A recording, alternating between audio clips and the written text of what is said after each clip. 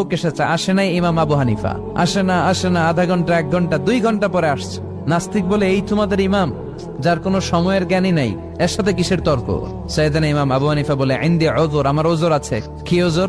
সাইয়েদানা ইমাম আবু হানিফা বলেন, আমি ঘর থেকে বের হয়ে আসার পথে একটা নদী পার হয়ে আসতে হয়। আজকে এসে দেখি নদীর মধ্যে কোনো মানুষ টানুষ নাই, নৌকা নাই, মাঝি নাই, কিচ্ছু নাই। তো হঠাৎ দেখলাম পাশে বিশাল বড় একটা গাছ, এই গাছটা এমনি এমনি 2 ভাগ হয়ে গেল। হঠাৎ গাছ থেকে এমনি এমনি লম্বা তক্তা হয়ে গেল, এমনি এমনি তক্তাগুলো জোড়া লেগে নৌকা হয়ে গেল।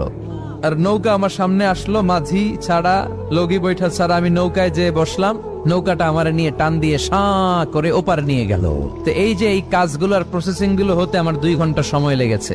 নাস্তিক কয়, তগো ইমাম গাঞ্জা খাইছে, মাথার তার ছিঁড়া গেছে, নাহলে কোনো সুস্থ মানুষ এ কথা বলতে পারে? এমনি এমনি নাকি গাছ ভেঙে তক্তা হয়, এমনি এমনি নাকি তক্তা লেগে নৌকা হয়, এমনি এমনি নাকি মাঝি ছাড়া নৌকা চলে? সাইয়েদানা ইমাম আবু হানিফা বললেন, এই তো আপনি লাইনে চলে আসছেন।